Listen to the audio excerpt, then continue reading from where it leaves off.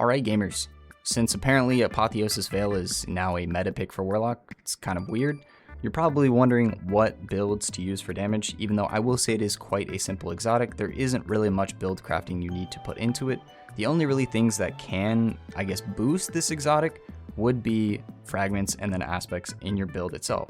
And so I made two builds here that I think will be extremely good for clearing really any piece of content, whether it be dungeon or raid, maybe not Nightfall. I don't think would be that good since it's not really an ad clear build, it's more of a boss build, but yeah, you could try it out. Anyway, let's get over the builds here. Alright, so the first build here is going to be on Strand, obviously using Needlestorm Super with Arcane Needle and then Threadling Grenade with the aspects Weaver's Call and then also Mindspun Invocation. I prefer using that because I like to consume one of my grenades before, since you'll get the 5 Purge Threadlings, and then when you start doing damage, it'll allow Threadlings to go out, and you can, kind of use that before you start the whole Apotheosis Veil cycle, since you pop your super and then you spam grenades. Now what gets really interesting here is with the fragments.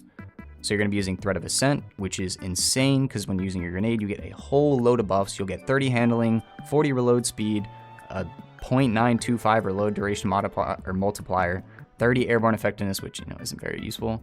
But the only thing is that obviously you do have a 4-second cooldown between when this allows you to refill your magazine. So it is kind of just a lesser demo, but it's still nice because then you don't have to run demo on your weapons. And since Apotheosis Veil is like a 7-second buff, you might be able to get an extra shot or two maybe out of it. Then the other fragments will be Thread of Generation, because just increased grenade regen is nice. Thread of Evolution, so you can buff the Threadlings, the speed, and the damage, which is very nice. And then Thread of Warding, because Woven Mail is absolutely busted, even after the nerf, it doesn't matter.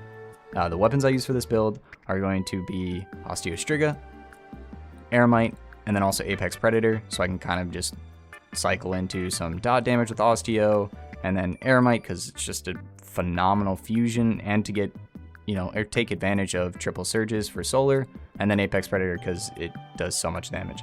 You could obviously switch any weapon out you feel like. Weapons are definitely totally up to you.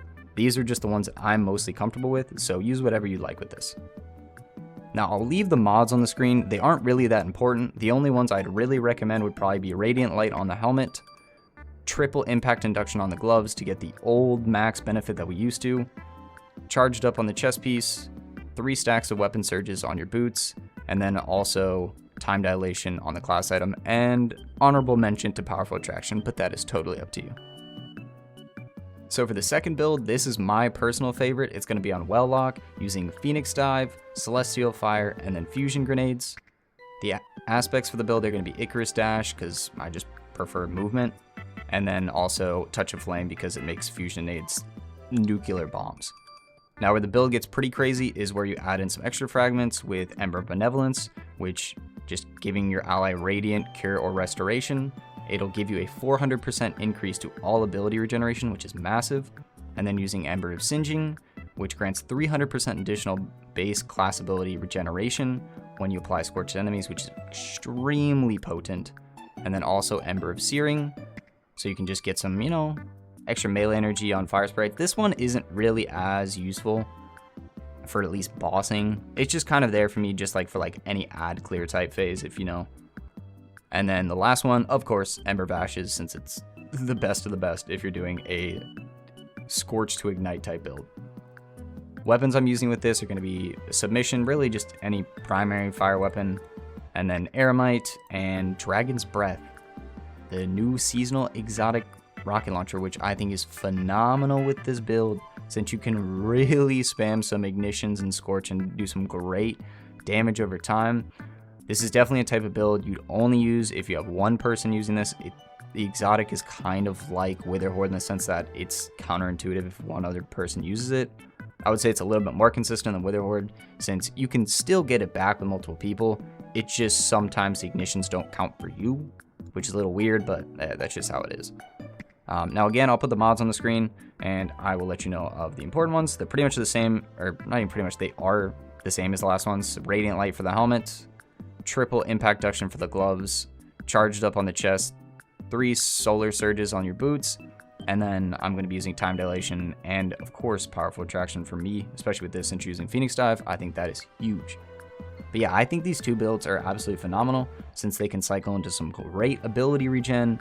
Especially Strand, you're able to as well reload your weapons every 4 seconds with the grenade spam. Obviously, it doesn't last for more than like 7-8 seconds, but hey, it's still good. And you get all those buffs too, so you'll get like a huge multiplier for weapon reload speed and 40 straight stat to it and increased handling, which is always really nice, so you can swap weapons faster. And then for solar, I mean, you're just spreading Scorch and Ignitions like insanity, which makes it so potent. But anyway, guys, I'll see you next one. Peace.